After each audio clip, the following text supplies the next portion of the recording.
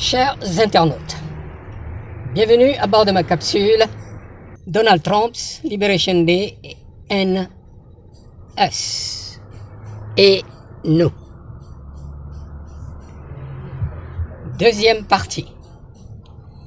La première partie ayant été consacrée à la stratégie et au style unilatéral de l'augmentation des tarifs douaniers, cette seconde partie se consacre alternativement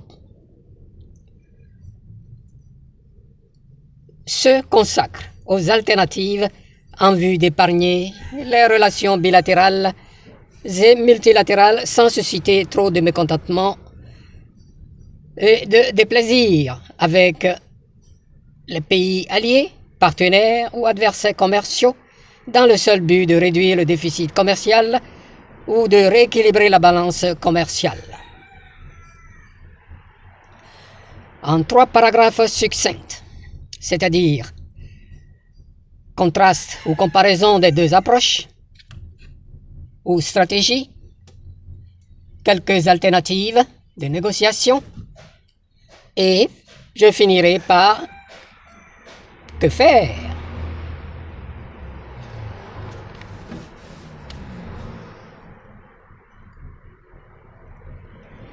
Comparaison avec l'approche trumpienne.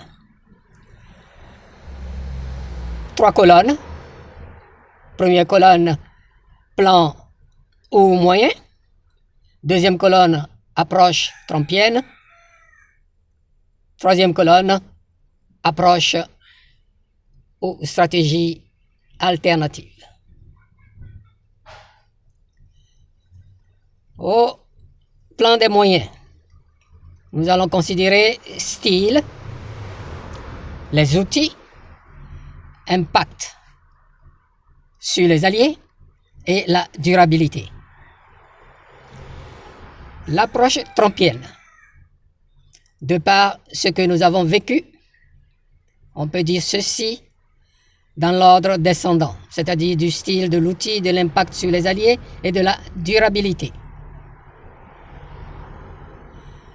Intimidation, unilatéralisme, outils, tarifs élevés, menaces,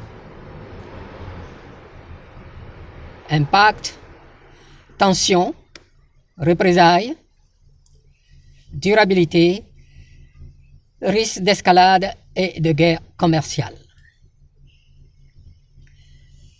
Les approches alternatives. La collaboration, multilatéralisme, négociation, incitation, basée sur des données, renforcement des relations, et puis durabilité, en termes de durabilité, solution à long terme, moins conflictuelle.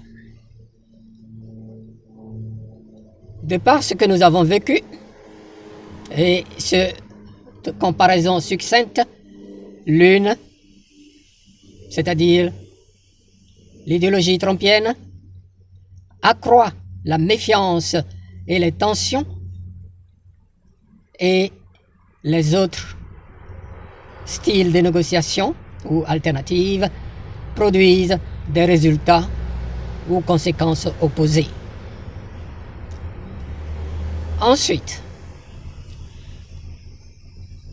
quelques approches alternatives, peut-être juste 2 parmi plusieurs.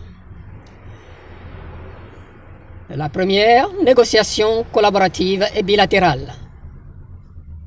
Le principe, travailler directement avec chaque pays pour identifier des déséquilibres et co-construire des solutions mutuellement bénéfiques. Les exemples d'application sont nombreuses. Ensuite, avantages seront mutuels. Et bien sûr, dans une entente mutuelle et respect mutuel. Deuxième approche collaborative ou solution alternative. L'utilisation des forums multilatéraux. Le principe est très simple, s'appuyer sur des institutions comme l'Organisation mondiale du commerce, le G7 ou le G20 pour négocier des réformes commerciales globales en impliquant plusieurs pays à la fois et ne pas jouer à l'intimidateur tel que le fait l'administration Trump bis. Et puis, à ces deux premières, j'ajouterai l'incitation positive et partenariat économique. Par exemple, dans le cas de la Côte d'Ivoire, 21% d'augmentation sur les produits du cacao. Cette forme ou ce style pouvait être utilisé. Investissement et transformation sur place, les intérêts partagés. Non seulement pour l'industrie alimentaire, mais aussi cosmétique, le beurre de cacao, son utilisation. Une quatrième alternative, focus sur les barrières non tarifaires. Donc les normes et réglementations qui sont le plus souvent liées au climat et à des réglementations internes d'utilisation de produits chimiques. En synthèse, je dirais ceci, pour atteindre les mêmes résultats, c'est-à-dire réduire les déficits commerciaux, encourager la réciprocité, les États-Unis pourraient adopter des approches plus collaboratives comme des négociations bilatérales, l'utilisation des forums multilatéraux, des incitations positives et un focus sur les barrières non tarifaires. Ces méthodes préserveraient les relations avec les alliés, réduiraient les risques de représailles, favoriseraient des solutions durables et non guerre économique qui se dessine particulièrement avec la Chine. Que faire pour nous autres? Notre but est de tirer nos leçons pour la résolution de différends, c'est-à-dire des conflits entre nos pays, nos amis, nos alliés ou adversaires, voire ennemis, c'est-à-dire ceux avec qui nous sommes antagoniques. La stratégie ou le style unilatéral semble plus approprié ou adéquat dans des cas d'antagonisme. Dans les cas cités après, les approches bilatérales ou multilatérales pouvaient être envisagées.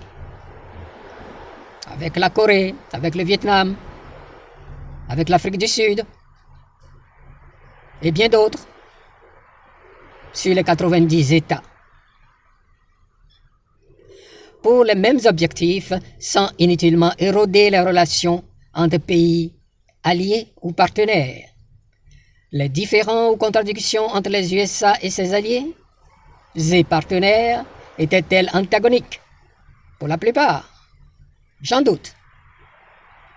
Chers internautes, donnez vos réponses en commentaire. Je serai heureux de vous lire. Et abonnez-vous. Merci de m'avoir écouté. Et à plus tard.